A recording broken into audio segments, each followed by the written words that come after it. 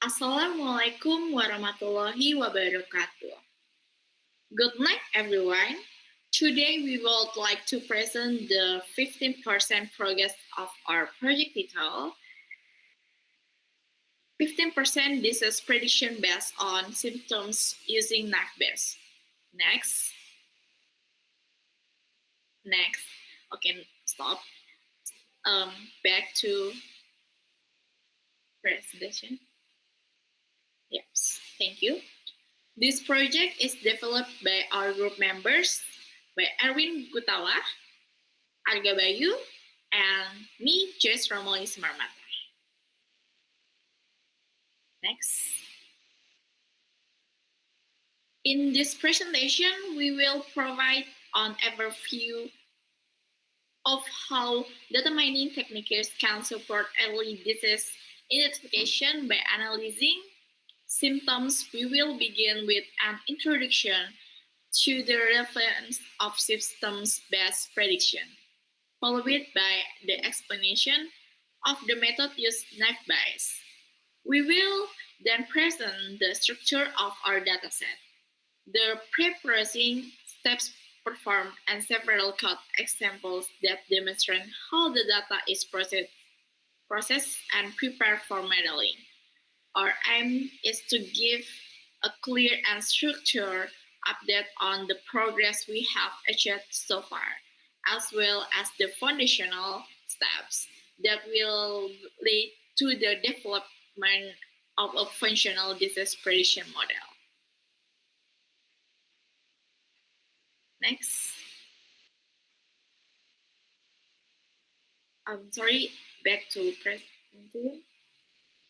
Oke, teman-teman, di bagian pendahuluan ini kami menjelaskan bahwa data mining dapat membantu mendeteksi penyakit lebih banyak.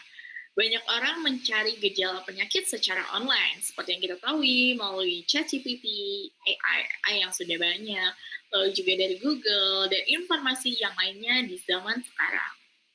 Tapi hasilnya sering juga tidak akurat. Nah, karena itu kami membuat model prediksi penyakit menggunakan algoritma NAFBASE. Tujuannya adalah memberikan prediksi awal yang cepat dan cukup akurat. Model ini memproses dataset gejala penyakit, menjalankan algoritma NAFBASE, dan juga memberikan hasil identifikasi berdasarkan gejala yang dimasukkan. Next. Baiklah, metode yang kami gunakan adalah NAFBASE. Algoritma ini menghitung probabilitas setiap gejala terhadap tiang penyakit. Metode ini cocok untuk dataset dengan banyak fitur, seperti dataset kami yang memiliki lebih dari 100 gejala. NAFBASE juga bekerja cepat stabil meskipun fitur dianggap independen. Proses kerja utamanya adalah user memasukkan gejala, sistem akan menghitung peluang masing-masing penyakit lalu memilih penyakit dengan probabilitas tertinggi. Selanjutnya akan dijelaskan oleh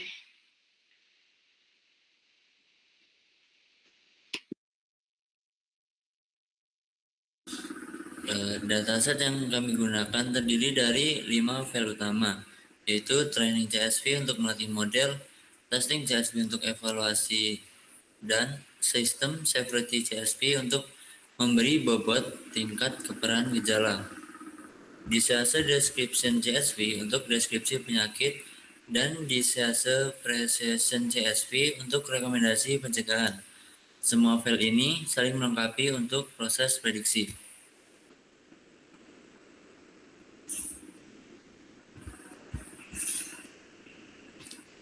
Secara struktur, dataset memiliki sekitar 132 fitur gejala, dan label prognosis terdiri dari 41 jenis penyakit. Sementara baris merepresentasikan kombinasi gejala dan satu penyakit yang menjadi target prediksi.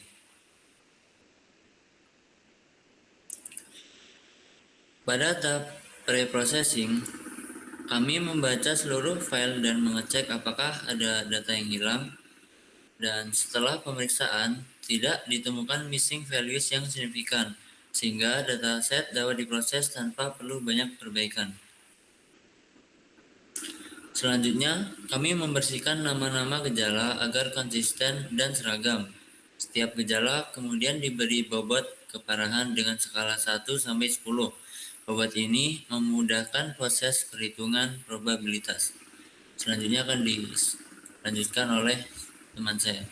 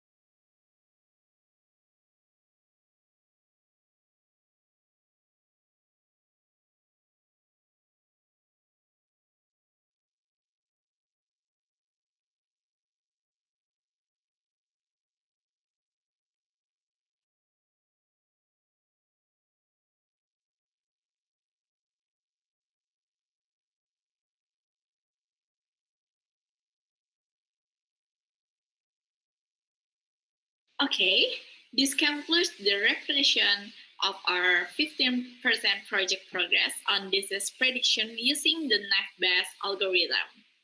Through this path, we have introduced the of dataset. The script is structured, conducted multiple pre-processing steps, including system standardization, encoding, and label information, and demonstrated how these steps support the model development process. All of these components form a crucial foundation for the next stage of the project, which will involve model training, performance evaluation, and accuracy optimization. Thank you for attention.